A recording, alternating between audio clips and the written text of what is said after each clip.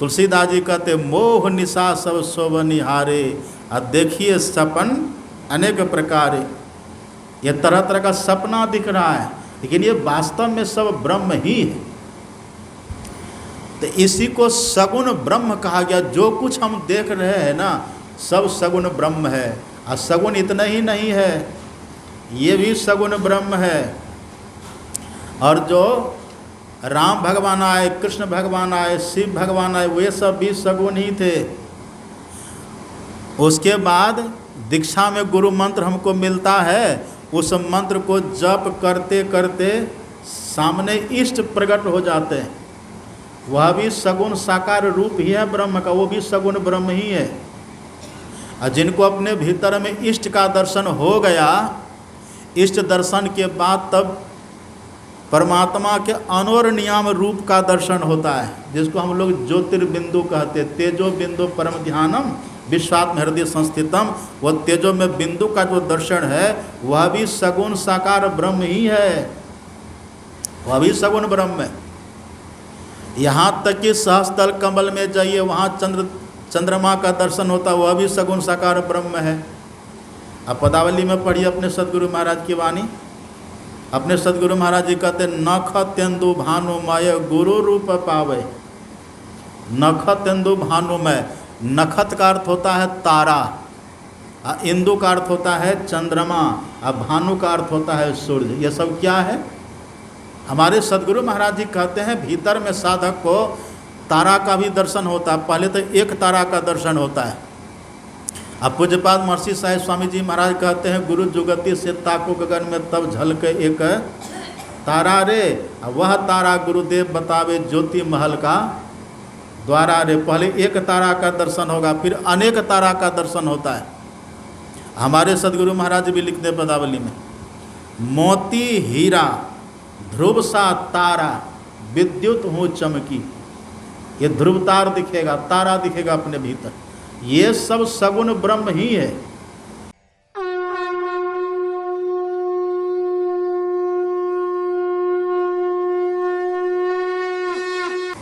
हम लोग कई दिनों से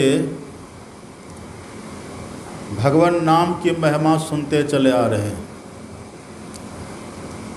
वास्तव में भगवान के नाम की बड़ी महिमा है। कितनी महिमा है? अभी पाठ में सुन रहे थे हम लोग, अगुण सगुण द्वि ब्रह्म स्वरूपा, अकथ अगाध अनादि अनूपा, मोरे मत बर नाम दुहूते। तुलसीदास जी कहते हैं ब्रह्म के दो रूप होते हैं। एक को कहते हैं सगुण और दूसरे को कहते हैं निर्गुण। ये निर्गुण और सगुण दोनों भगवान के स्वरूप हैं। ये दोनों भगवान हैं, निर्गुण ब्रह्म सगुण ब्रह्म। लेकिन तुलसीदास जी कहते हैं नाम की इतनी महिमा है, ये दोनों भगवान से बड़े हैं नाम। मोरे मत बर नाम दुहूते।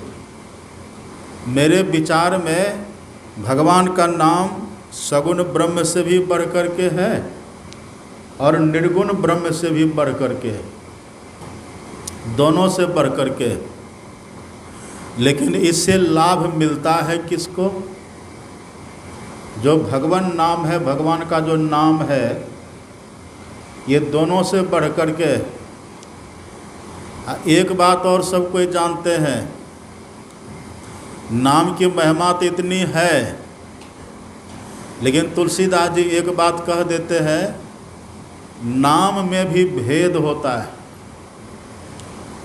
14 4 8 10 रस समझ भरपूर, नाम भेद जाने बिना सकल समझ महदूर। 14 4 मतलब 18 पुराण, 14 4 8 10, 8 10 मतलब 18 पुराण, और चारों का मतलब 4 वेद होता है, अथर्ववेद, सामवेद, ऋग्वेद और यजुर्वेद, और 14 विद्याएं होती हैं। तो तुलसीदास जी कहते हैं भले कोई 14 विद्याओं को जान ले, पढ़ ले, और चारों वेदों को भी कंठस्थ करके चतुर्वेदी बन जाए, 18 पुराण के भी अधिकारी ज्ञाता बन जाए, इतना सब कुछ तो ठीक है। यदि नाम भेद हम नहीं जाने तो सब कुछ समझना व्यर्थ है, धूल के बराबर है।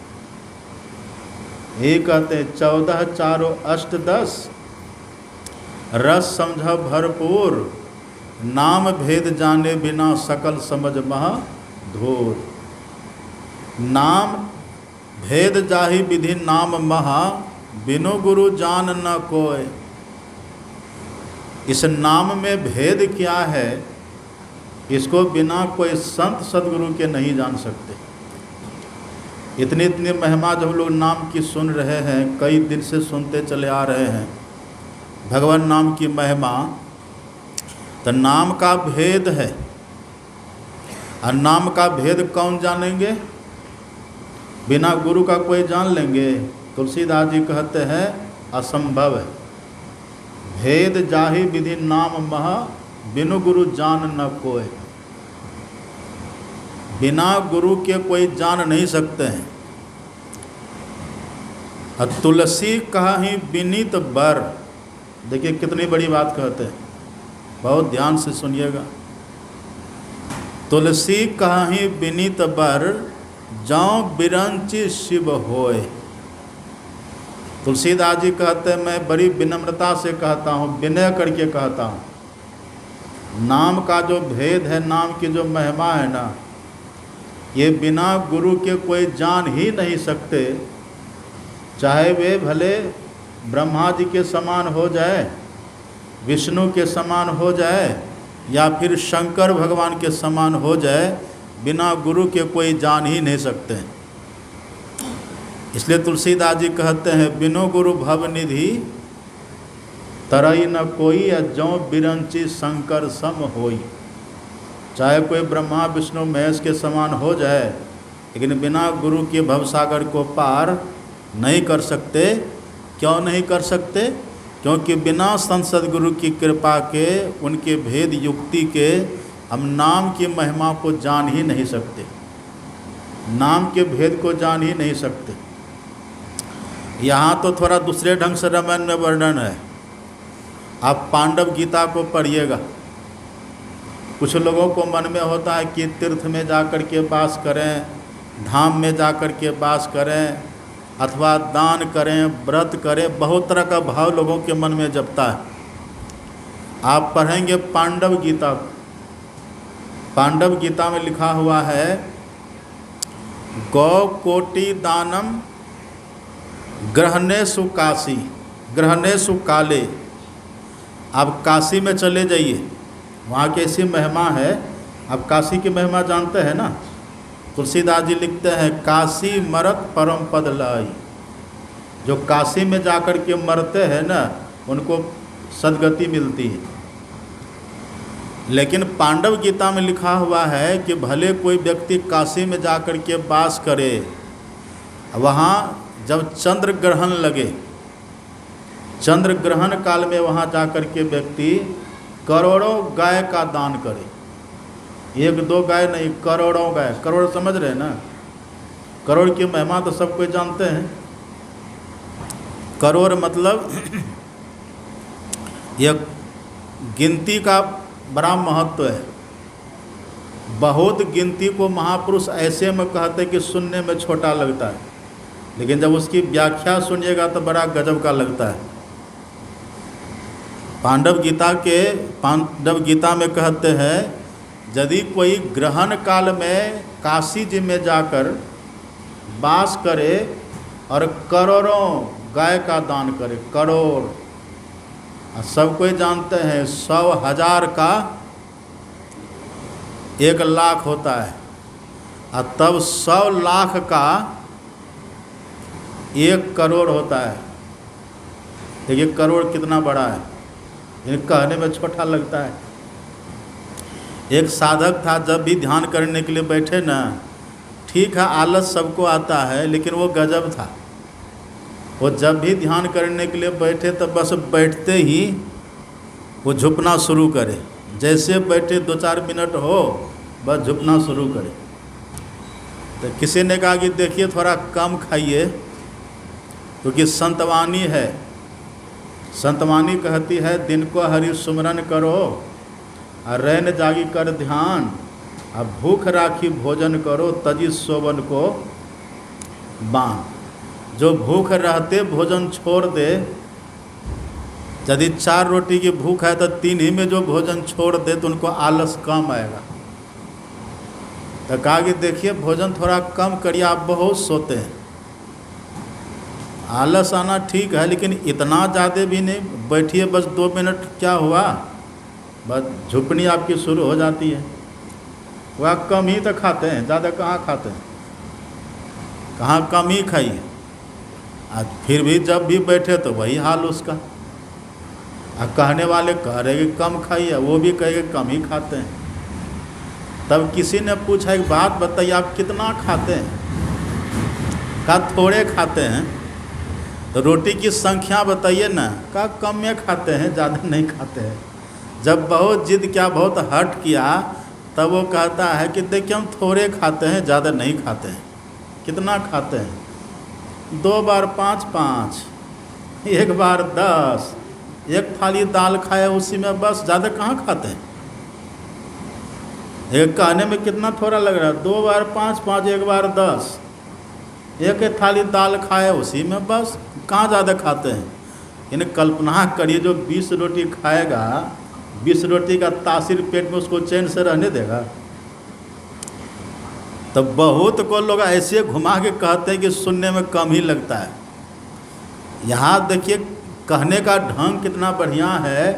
गौ कोटि दानम ग्रहणेषु काशी, कोई काशी में वास करे, करोड़ों, आप कल्पना करिए करोड़ कितना होता है। यहाँ तो 1-2 गाय दान करने में लोगों को नाकोदम हो जाता है। पहले यात्रा बनाते कि गाय दान करेंगे, 1 महीना पहले से लोग विचार करते हैं 1 गाय दान करना है। यहाँ पर कहते करोड़ों गाय कोई दान करे। और किस समय? प्रयाग गंगायुत कल्पवास, कल्पवास होता है वहाँ काशी में, 1 महीने का कल्पवास होता है। बड़ा कठिन समय वो होता है। उस समय कल्पवास करे और तब चंद्र ग्रहण लगे, जिस समय करोड़ों गाय दान करे। इतना ही नहीं, यज्ञायुत स्वर्ण मेरु तुल्यम, यज्ञ करे कितना दिन तक? अयुत, अयुत का अर्थ होता है 10,000, 10,000 साल तक कोई वहाँ यज्ञ करे। और यज्ञ करने के बाद दक्षिणा कैसे दें? 10 रुपया करके। मेरु सुवर्ण दानम, मेरु पर्वत के बराबर सोना दान करे। मेरु पर्वत के बराबर सोना दान करे, करोड़ों गाय दान करे, कल्पवास में वहाँ वास करे, इतना सब कुछ करे। और एक वो व्यक्ति है जो कुछ भी ना करे और केवल बैठ करके भगवान के नाम का जप करे, तो वहाँ रिजल्ट देते हैं गोविंद नामना न कदापि तुल्यम, भगवान के नाम से बढ़ कर के ये सब दान कभी हो ही नहीं सकता है। कितनी महिमा देखिए। सुनने में तो साधारण लगता है, नाम की महिमा सुनने में साधारण लगता है, लेकिन जो नाम को जपते हैं, नाम का भजन करते हैं, नाम के भेद को भी जानते हैं। और नाम का भेद क्या है? तुलसीदास जी कहते हैं वर्णात्मक, ध्वन्यात्मक और श्रवणात्मक विधि 3 तरह का शब्द का वर्णन है। वर्णात्मक नाम होता है, फिर ध्वन्यात्मक नाम होता है, श्रवणात्मक भी होता है, श्रुतात्मक होता है, कई तरह की बात है। लेकिन मूल रूप से हम लोगों को 2 नाम को जानना है। एक नाम तो वर्णात्मक नाम और दूसरा है ध्वन्यात्मक नाम। वर्णात्मक नाम का हम लोग जप करते हैं। वर्णात्मक नाम आपने सुना ना पहले, दादू सृजनहार के केते नाम अनंत, अच्युत आवेशो लीजिए यो सुमरे। साधु संत ईश्वर के करोड़ों नाम है, परमात्मा के करोड़ों नाम है और अनंत नाम है, अनंत नाम है ईश्वर के। उस अनंत नाम में से जो नाम हमको मंत्र अच्छा लगे अथवा जो मंत्र हमको गुरु दीक्षा में बतला दे, उस मंत्र को जपना श्रेष्ठ है। हाँ, बस दो शर्त जो मैंने पहले भी कहा था, विश्वास और प्रेम, श्रद्धा और विश्वास। श्रद्धा विश्वास के बिना जपेंगे तो सिद्धि मिलेगी? नहीं मिलेगी। भवानी शंकरो बंदे श्रद्धा विश्वास रूपिणो याभ्याम बिना न पश्यन्ति सिद्धा स्वांतस्त विश्वरम। भगवान शंकर ही विश्वास के प्रतीक हैं और माता पार्वती श्रद्धा के प्रतीक हैं। जिनके जीवन में शिव पार्वती अर्थात श्रद्धा विश्वास दोनों है, उन्हीं को सिद्धि मिलती है। याभ्याम बिना न, इसके बिना कोई चाहे सिद्धि मिले असंभव है, नहीं मिलेगा। तब बस कोई भी मंत्र हो, लेकिन भगवान शंकर से माता पार्वती ने पूछा है कि भगवान का तो बहुत नाम है, उन बहुत नामों में अच्छा नाम कौन सब है? बहुत मंत्रों में अच्छा मंत्र कौन सब है? स्कंद पुराण में लिखा हुआ है, आप पढ़ेंगे। उसी को गुरु गीता में दिया है, आप पढ़ेंगे। भगवान शंकर कहते हैं सप्त कोटि महामंत्रा चित्त विभ्रंश कारकाहा एक एव महामंत्रो गुरु नित्यक्षर द्वयम देवी स्मृति वेद पुराणा नाम सारमेव न संशयः। हे देवी, परमात्मा के अनंत नाम में 7 करोड़ महामंत्र है। अनंत नाम में 7 करोड़ महामंत्र है। 7 करोड़ महामंत्र में भगवान शंकर कहते हैं एक सबसे श्रेष्ठ महामंत्र है। सुन रहे सब मेरी बात, देखिए कितनी बड़ी बात भगवान शंकर कह रहे हैं। अनंत नाम में 7 करोड़ निकाल लिए, महामंत्र निकाल लिए। अब 7 करोड़ में भी एक मंत्र को निकाले हैं बाहर। अच्छा, शंकर भगवान जब किस मंत्र का करते थे? लिखा रामायण में, तुम पुनि राम राम दिन राति सादर जपहु अनंग आराती। शंकर भगवान खुद राम राम का जप करते हैं। राम नाम की महिमा भी बहुत है, लेकिन आप जोर से कहिए तो राम राम राम राम क्या हो जाएगा? राम राम राम राम करिएगा तो मरा मरा हो जाएगा। हो जाता है कि नहीं? मरा मरा हो जाएगा। अब कृष्ण बोलिए तो कृष्ण क में री लगा हुआ है, अब मूर्धन्य स्व वो भी आधा, अब फिर मूर्धन्य न है। बड़ा कठिन है इसका उच्चारण, क्लिष्ट उच्चारण है। पढ़े लिखे लोग भी शुद्ध शुद्ध बोल नहीं पाते,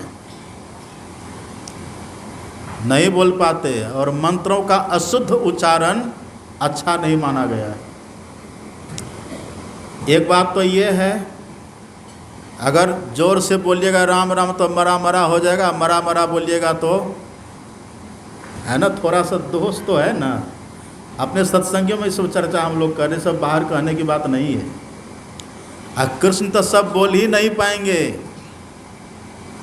एक बात। दूसरी बात और देखिए, अब राम को सीता कहिएगा, कहिएगा राम को सीता, राम को सीता नहीं कह सकते, सीता को राम नहीं कह सकते। राधा को कोई कृष्ण कहेंगे? नहीं कह सकते। राधा को कृष्ण नहीं कह सकते, कृष्ण को हम राधा नहीं कह सकते।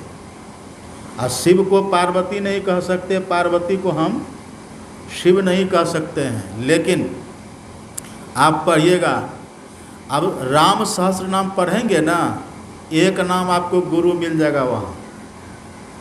सीता सहस्त्र नाम आप पढ़िए, एक नाम गुरु मिल जाएगा वहाँ। राधा सहस्त्र नाम पढ़िए, एक नाम गुरु मिल जाएगा। सुखदेव जी के गुरु थी राधा रानी, एक नाम गुरु मिल जाएगा आपको वहाँ। कृष्ण भगवान का सहस्र नाम पढ़िए, एक नाम गुरु मिल जाएगा। कृष्णम वंदे जगत गुरु कहते ही हैं। भगवान शिव का सहस्र नाम पढ़िए, एक नाम गुरु मिल जाएगा। तुम त्रिभुवन गुरु वेद बखाना। पार्वती जी का सहस्र नाम कहिए, पढ़िए, एक नाम गुरु मिल जाएगा। गायत्री का सहस्र नाम पढ़िए, एक नाम गुरु मिल जाएगा। जितने देवी देवता हैं सबका सहस्र नाम पढ़िए, आप सबका एक नाम आपको गुरु मिलेगा। इसलिए गुरु मंत्र को सबसे श्रेष्ठ कहा गया है। अब गुरु मंत्र को आप चाहे तेजी से बोलिए तब भी गुरु गुरु ही रहेगा, अच्छा है धीरे धीरे बोलिए तब भी गुरु गुरु ही रहेगा।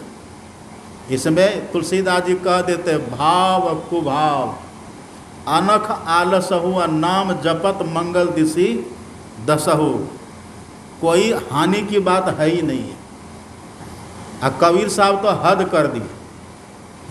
कबीर साहब कहते हैं सपने हूँ मैं बर्राए के। कभी बरबराए हैं सपना में? बरबराए कभी?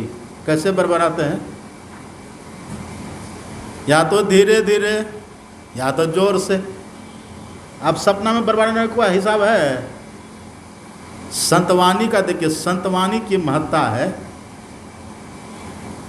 संतवानी, संत महात्मा जो कहते हैं वो कभी टलता नहीं है।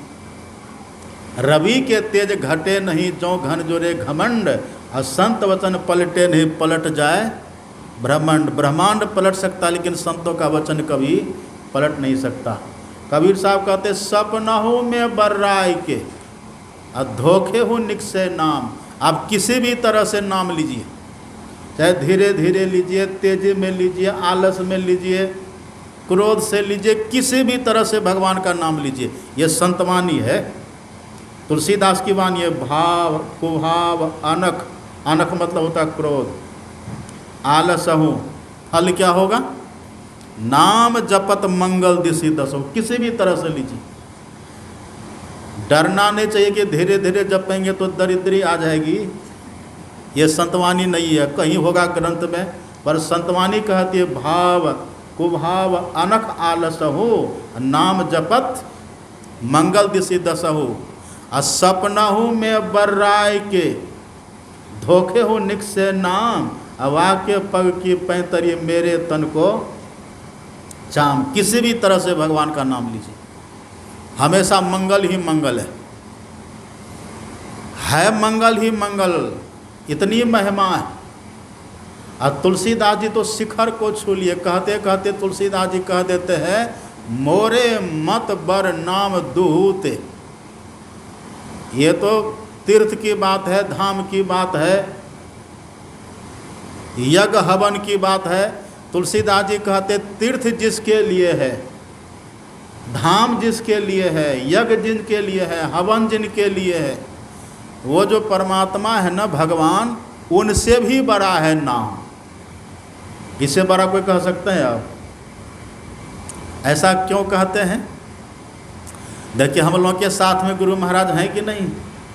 पदावली में लोग गाते हैं ना अंग संग हर वक्त रहता प्रकट हो आता ने। हमेशा हम सदगुरु महाराज हमारे साथ ही रहते हैं, परमात्मा साथ ही रहते हैं। लेकिन अभी दर्शन हो रहा है। लकड़ी में देखिए, लकड़ी में आग रहती है। पहले के ज़माने में जब यज्ञ होता था ना, तो यज्ञ में जो हवन कुंड में जो अग्नि प्रकट करते थे, तो वहाँ पर ये तिल्ली का प्रयोग नहीं करते थे। न तिल्ली का प्रयोग, न और किसी तरह का जो यंत्र है अग्नि प्रकट करने वाला, उसका उपयोग नहीं करते थे।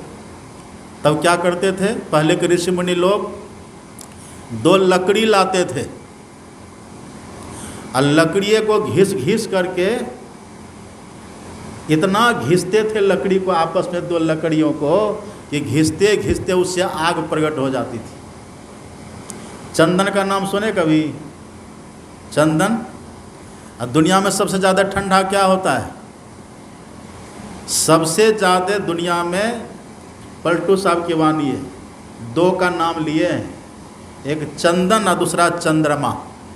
और दोनों में भी ज़्यादा ठंडा कौन है? पलटू साहब कहते चंदन शीतल चंद्रमा। पहले चंदने का नाम लिए। चंदन बहुत शीतल होता है। लेकिन तुलसीदास जी कहते हैं अति संघर्षण करे जो कोई, यदि कोई बहुत संघर्षण करे चंदन की लकड़ी से, अति संघर्षण करे जो कोई, अनल प्रगट चंदन ते होई, उस चंदन से भी अग्नि प्रकट हो जाती है। इसका मतलब क्या हुआ? इसका मतलब अग्नि चंदन में पहले से थी तब न प्रकट हुई। लकड़ी में अग्नि पहले से है तब न प्रकट हो जाती है। अभी वही सुने पाठ में तुलसीदास जी कितना अच्छा कहते हैं। तुलसीदास जी कहते एक दारुगत, अब देखिए एकु, अब पावक समझुग ब्रह्म विवेकु। एक दारुगत, दारू, दारू का अर्थ क्या होता है? दारू मतलब शराब, दारू लकड़ी, दारू का अर्थ यहाँ लकड़ी। एक दारूगत, लकड़ी में अग्नि होती है, उसको कोई देखते नहीं है, लेकिन जो लकड़ी प्रगट है, जो अग्नि प्रगट है, उसको सब कोई देखते हैं। एक दारूगत, देखिए एकु, पावक समझुग ब्रह्म विवेकु। इसी तरह से ब्रह्म का भी दो विवेक है। जो निर्गुण निराकार ब्रह्म है वो दिखते नहीं, वो दारूगत की तरह है, और जो सगुण साकार ब्रह्म है वो सबको दिखते हैं। बड़ा अद्भुत बात है ये। सगुण साकार ब्रह्म का अर्थ क्या होता है? जैसे सगुण साकार ब्रह्म कहते हैं, नहीं तो लोग कहते हैं राम भगवान, कृष्ण भगवान, शिव भगवान, लोग यही समझ लेते हैं। वो तो है ही है, सगुण भगवान वो तो है ही है। अब गुरु महाराज भी सगुण है, हम लोग गाते हैं ना पदावली में, पढ़ते हैं भजन, प्रभु गुप्त है और गुरु प्रगट है एक ही दयाल। फिर उसी में कहते सगुण स्वरूपी ईश है, ऐसा बड़ा मजाल सा कुछ है। तो सगुण स्वरूपी सदगुरु महाराज, सगुण में ही राम भगवान है, सगुण में ही कृष्ण भगवान है, ये सब हैं। लेकिन अभी राम दिखाई पड़ते हैं। त्रेता में थे, भगवान आए चले गए। द्वापर में थे, कृष्ण भगवान आए फिर चले गए। सदगुरु महाराज भी कभी विराजते थे कुप्पा घाट में, फिर चले गए, अभी दिख तो नहीं रहे हैं। तो हम सगुण कहने का मतलब समझ लेते हैं राम भगवान, कृष्ण भगवान, गुरु महाराज, भगवान शंकर, दुर्गा माँ, ये सब समझ लेते हैं। लेकिन सगुण कहने का भाव क्या है? सगुण कहने का भाव अर्थ होता है जो गुण सहित है। सगुण मतलब गुण सहित। और गुण कितना है? सब कोई जानते 3 गुण है, रजोगुण, तमोगुण और सतोगुण, 3 गुण है। रजोगुण का काम क्या है? उत्पन्न होना। और सतोगुण का काम है स्थिर, और तमोगुण का काम है नाश। अब देखिए दुनिया में कोई भी चीज़ जो है ना उत्पन्न होती है, कुछ दिन टिकती है, फिर नष्ट हो जाती है। सब दिन कुछ रहता है? कुछ नहीं रहता। जो भी कुछ देख लीजिए संसार में, पहले होता उत्पन्न होता है, वो रजोगुण हो गया, और कुछ दिन तक टिकता है, वो सतोगुण हो गया, और फिर वही नष्ट हो गया, तो समझिए तमोगुण हो गया। आज इधर से हम जा रहे थे, रास्ते में एक यहाँ पर इसी रोड के किनारे में एक पहले वो था, क्या बोलते हैं जो मुसलमानों का होता है, हाँ, मज़ार, यही मज़ार था। हम उसको बरसों से देख रहे थे। यही रोड के बगल में एक मज़ार था, ये बगल में, हाँ है, ये है अभी और है। लेकिन आज हम बहुत खोजे कि मज़ार किधर गया था, हमको मिला ही नहीं। शायद लोकेशन मेरा गलत होगा, मिला ही नहीं। ऐसे भी ये जो हरिद्वार का क्षेत्र है ना, 2000 के आसपास का जब आप इतिहास खंगालेंगे तो इस क्षेत्र में कुछ भी नहीं था, बिल्कुल ये वीरान स्थान था। इधर न कोई मकान दुकान कुछ भी नहीं था 2000 के पहले। इधर हम सब जब यहाँ ज़मीन खरीदे थे ना, हम और गुरुशरण बाबा, तो वहाँ कुछ भी नहीं था, बिल्कुल एकांत में जा कर के ज़मीन लिए थे। और अभी देखिए चारों तरफ बाजार बस गया है। पहले नहीं थे, अभी है, सब दिन रहेगा ये, सब दिन नहीं रहेगा। यही इसी को बोलते हैं सगुण। दूसरी बात देखिए, प्रातःकाल मैंने कहा था जैसे पानी से बना है बर्फ, तब बर्फ में पानी के सिवा कुछ है कुछ नहीं है। सोना से बना है आभूषण, आभूषण में सोना के सिवा कुछ है? सोना ही है। बर्फ में पानी के सिवा कुछ भी नहीं है। ऐसे ही संसार बना है ईश्वर से, तो संसार में ईश्वर के सिवा कुछ है ही नहीं। लेकिन अभी पता चल रहा है हम लोगों को। क्यों पता नहीं चल रहा है?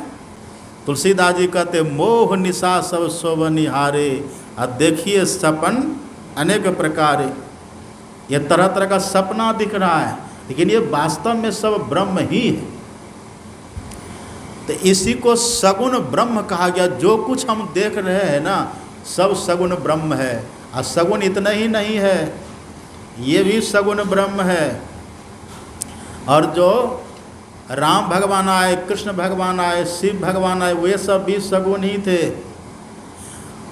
उसके बाद दीक्षा में गुरु मंत्र हमको मिलता है। उस मंत्र को जप करते करते सामने इष्ट प्रकट हो जाते हैं। वह भी सगुण साकार रूप ही है ब्रह्म का, वो भी सगुण ब्रह्म ही है। और जिनको अपने भीतर में इष्ट का दर्शन हो गया, इष्ट दर्शन के बाद तब परमात्मा के अनोर नियाम रूप का दर्शन होता है, जिसको हम लोग ज्योतिर्बिंदु कहते। तेजो बिंदु परम ध्यानम विश्वात्म हृदय संस्थितम। वह तेजो में बिंदु का जो दर्शन है वह भी सगुण साकार ब्रह्म ही है, वह भी सगुण ब्रह्म है। यहाँ तक कि सहस्त्रल कमल में जाइए, वहाँ चंद्रमा का दर्शन होता, वह भी सगुण साकार ब्रह्म है। अब पदावली में पढ़िए अपने सदगुरु महाराज की वाणी। अपने सदगुरु महाराज जी कहते नख तेंदु भानुमय गुरु रूप पावे।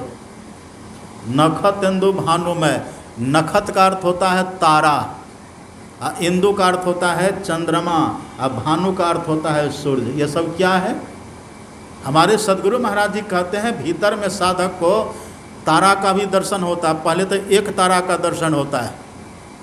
अब पूज्यपाद महर्षि साहिब स्वामी जी महाराज कहते हैं गुरु जुगति से ताको गगन में तब झलके एक तारा रे, वह तारा गुरुदेव बतावे ज्योति महल का द्वारा रे। पहले एक तारा का दर्शन होगा, फिर अनेक तारा का दर्शन होता है। हमारे सदगुरु महाराज भी लिखते हैं पदावली में, मोती हीरा ध्रुव सा तारा विद्युत हूँ चमकी। ये ध्रुव तार दिखेगा, तारा दिखेगा अपने भीतर। ये सब सगुण ब्रह्म ही है। और चंद्रमा का दर्शन वह भी सगुण ब्रह्म है। सूर्य का दर्शन, कैसा सूर्य है भीतर में? रोज हम लोग गाते कोट भान छवि तेज उजाली, अलख पार लखी लाग लगी जे। हमारे सदगुरु महाराज जी कहते हैं जा सम्मुख या सूर्य अमित अंधार है। अपने भीतर में जो साधक को सूर्य का दर्शन होता है, सूरत त्रिकुटी चढ़े सूर्य ब्रह्म देखी अड़े, अब बरही अजब ब्रह्म लोक तजिए दसवां द्वारियों रे की। जो 10वां द्वार में प्रवेश करे और 10वां द्वार को छोड़ करके आगे बढ़े। जैसे त्रिकुटी में पहुंचते हैं तो हमारे सदगुरु महाराज जी कहते हैं वहाँ दिव्य सूर्य का दर्शन होता है। अब वो कैसा सूर्य है? ये जो बाहर का सूर्य हम लोग देखते हैं ना, उस सूर्य के सामने ये अंधकार के समान है। कितना अंधकार, अमित अंधार। कोट भान छवि तेज उजाली, करोड़ों सूर्य के, इस करोड़ों सूर्य के समान उस सूर्य का प्रकाश। अब पलटू साहब तक कहते अफ्ताब तसद्दुक लाख है जी। अफ्ताब का अर्थ होता है सूर्य। लाखों सूर्य वहाँ न्यौछावर होता है, तो वह भी सगुण साकार ब्रह्म ही है। हम लोग गाते हैं रोज, हम लोग को गुरु महाराज जी रटा दिए पदावली में, तुम्हारे ज्योत स्वरूप अरु तुम्हारे धुन रूपा, परखत रहो निस दिन गुरु करु दया अनुपा। त्रिकुटी तक यह रूप जगत इसको कहते हैं। और उसके आगे है शून्य मंडल। वहाँ जाएंगे तब क्या होगा? हमारे सदगुरु महाराज जी कहते हैं शून्य धस ये श्रुति शब्द समयते हो, अब पहुँची मिलिए जेते सत। शून्य धस्य, जैसे शून्य मंडल में प्रवेश करेंगे ना, तब पहले अनहद नाद मिलता है। आहत अनहद मिलता है वहाँ पर, अनहद नाद। विमल विमल अनहद ध्वनि बाजे, सुनत बने जाको ध्यान लगे। ये अनहद भी सगुण ब्रह्म है, अनहद नाद भी सगुण ब्रह्म है। ये अनहद को भी सगुण ब्रह्म ही कहा गया है। देखिए, अनहद भी सगुण ब्रह्म, सूर्य भी सगुण ब्रह्म, चंद्रमा भी सगुण ब्रह्म, तारा भी सगुण ब्रह्म, बिंदु भी सगुण ब्रह्म, और भीतर में गुरु महाराज का दर्शन वह भी सगुण ब्रह्म। अब बाहर में जो कुछ हम देख रहे हैं ये सब भी सगुण ब्रह्म ही है। पर इसकी महिमा भी जाने, इससे लाभ अभी हो रहा है। कितना सुंदर उदाहरण अभी सुन रहे थे ना, तुलसीदास जी बता रहे थे। अभी ये सब ब्रह्म ही है, लेकिन हम अभी इसको ब्रह्म के रूप में नहीं जान रहे हैं। हम देख रहे ये धरती है, ये अंबर है, ये जल है, ये आकाश है, ये अग्नि है, ये चिड़िया है, ये पक्षी है, ये पशु है, हम ये सब देख रहे हैं। अभी इससे लाभ हमको नहीं हो रहा है। अब तुलसीदास जी कहते हैं ये सब ब्रह्म ही है, लेकिन नाम निरूपण नाम जतन ते, सौ प्रगटत जिमि मोल रतन ते। अब जो व्यक्ति हीरा को जानता ही नहीं है, उसके हाथ में दे दीजिए हीरा, तो उसकी गरीबी दूर हो जाएगी? होगी गरीबी दूर?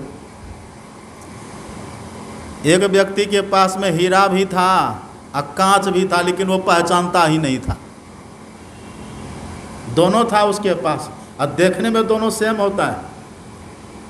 इतना सुंदर कांच था और हीरा उसके पास दोनों था। अब किसी जौहरी ने कह दिया कि देखिए भाई साहब, आपके पास ये दोनों है ना, इसमें एक कांच है, एक है हीरा। अब वो व्यक्ति असमंजस में पड़ा कि किसको हीरा है, किसको कांच कहें हम। हीरा का कोई, कांच का कोई मोल है? कांच का कोई मोल है?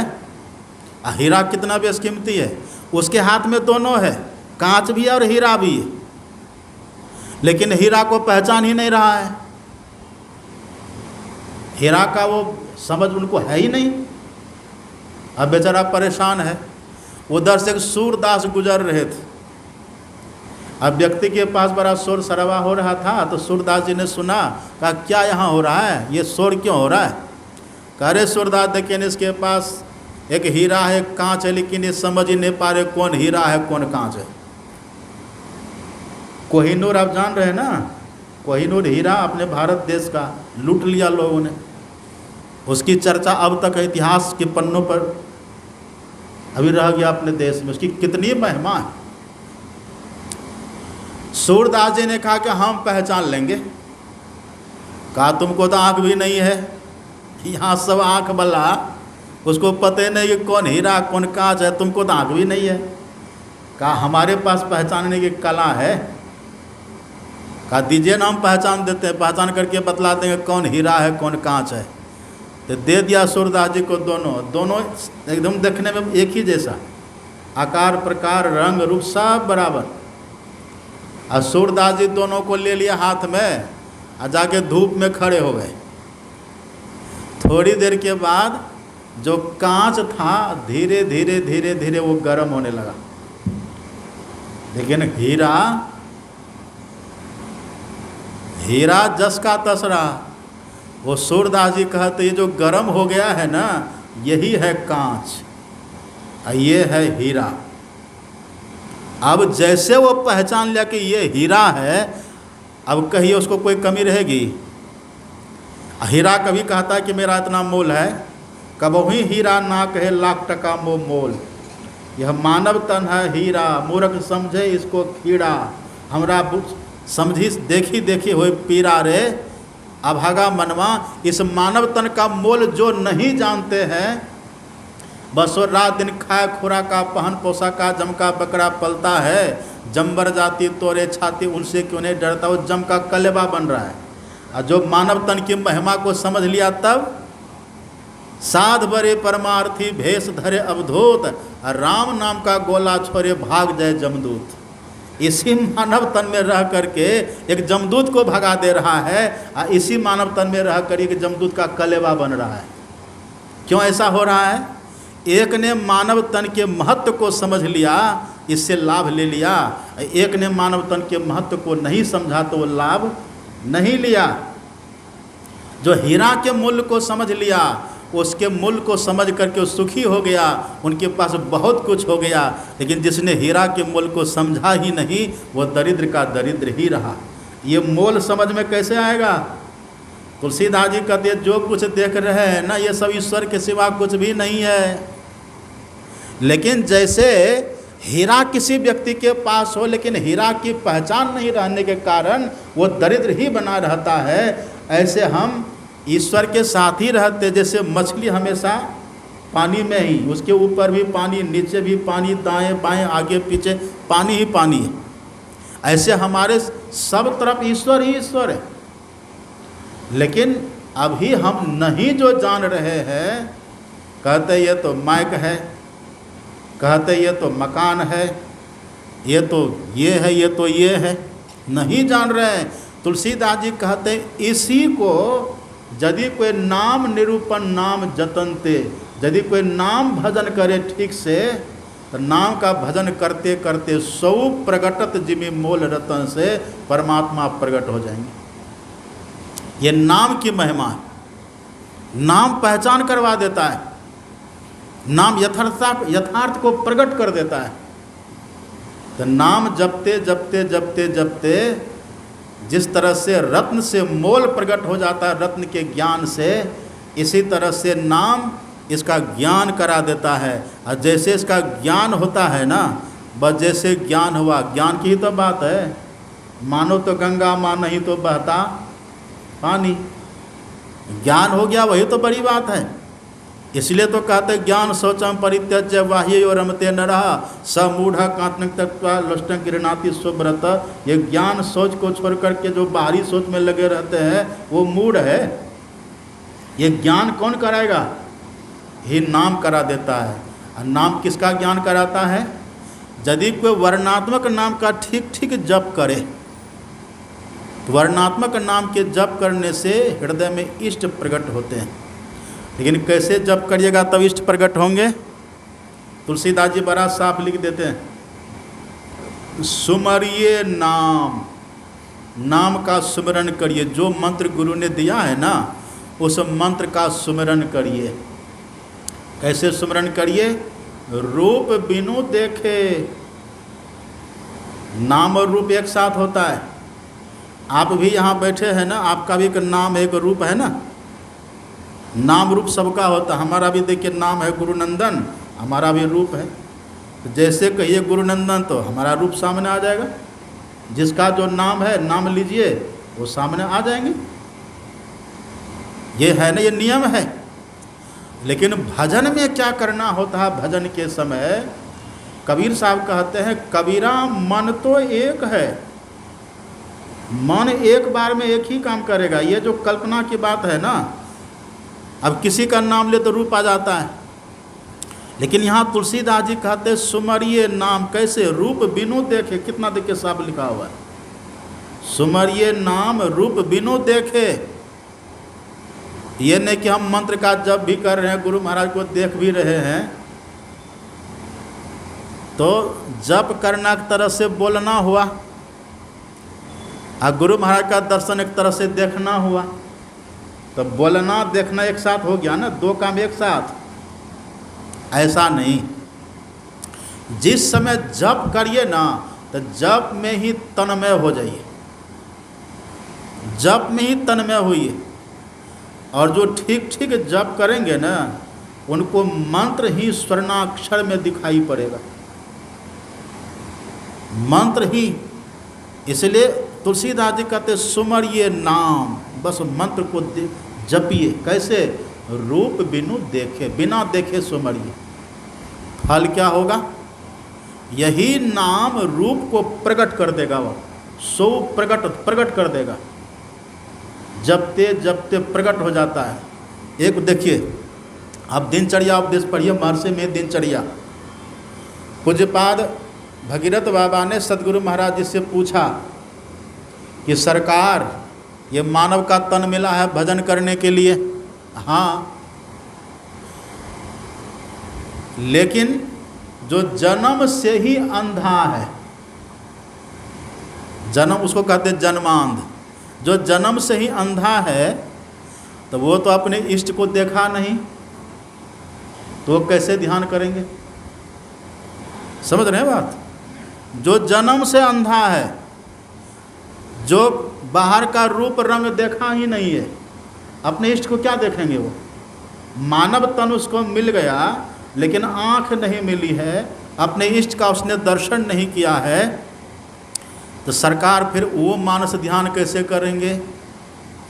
मानस ध्यान में तो यही होता है ना, इष्ट के देखे हुए रूप का हम ध्यान करते हैं, लेकिन जो जन्म से अंधा है, जो रूप को कभी देखा ही नहीं है, वो कैसे ध्यान करेगा? तो गुरु महाराज जी ने कहने की कृपा की तो और बढ़िया है जी, उसको झंझट कुछ काम है। गुरु महाराज जी ने कहा अंधा है, लेकिन बहरा तो नहीं है वो, उसको मंत्र बतला दो, और यदि मंत्र को ठीक ठीक वो जपेंगे ना, तो मंत्र की ये महिमा है, उनकी मानस दृष्टि के सामने इष्ट को प्रकट कर देंगे, बिना देखे प्रकट हो जाएंगे इष्ट वहाँ। सौ प्रगटत जिमि मोल रतन से प्रकट कर देता है। ये मंत्र में इतनी ताकत है, भगवान को प्रकट कर देता है, तभी तो नाम की महिमा है। इसलिए तुलसीदास जी कहते हैं सुमरिये नाम, कैसे? रूप बिनु देखे फल क्या होगा? आवत हिय स्नेह विषेखे। जब इष्ट के प्रति बहुत स्नेह होगा, प्रेम प्रीति चित चौक लगाए, आसन प्रेम सुभग धरवाए, प्रेम डगर गुरु आनी बिठाए, प्रेम प्रेम जल पात्र मंगाए, तब इस तरह से इष्ट को वहाँ बैठाइएगा, गुरु महाराज को स्मरण करेंगे ना, वो आकर के प्रकट हो जाएंगे। अब कैसे प्रकट होंगे? अंदाज से। परम संत बाबा देवी साहब ने अपने सतगुरु, हम लोग के सतगुरु महाराज जी से पूछा था कि लाला इष्ट का दर्शन हुआ, मानस ध्यान में दर्शन हुआ? सतगुरु महाराज जी ने कहा था कि सरकार धुंधला दिखाई देता है, शुरुआती दौर थी सतगुरु महाराज की। तब बाबा साहब ने कहा था कि देखो, मैंने भी मानस ध्यान की महिमा सुनी और मैंने हूबहू उगा लिया। हूबहू, हूबहू का अर्थ क्या होता है? हूबहू तो जैसे अभी हमको देख रहे हैं और हम आप लोगों को देख रहे हैं, ये है हूबहू। ऐसे दर्शन होता है, ये नहीं कि कल्पना में, हाँ कल्पना से शुरू होता है, ख्याल से शुरू होता है, पर प्रत्यक्ष प्रगट। प्रणवों पवन कुमार खलवन पावक ज्ञान घना, जासु हृदय आगार बसहि राम सरचाप धरे। अति पावन गुरु मंत्र मन ही मन, जाप जपो उपकारी गुरु रूप को मानस ध्यान थपो। मतलब स्थापित करो, स्थापित हो जाते हैं, प्रत्यक्ष में दिख जाएंगे। ये मंत्र की महिमा है। लेकिन ये प्रकट कब होगा? तुलसीदास जी भी लिख देते हैं, पढ़िएगा रामायण में, मंत्र परम लघु जासु बस।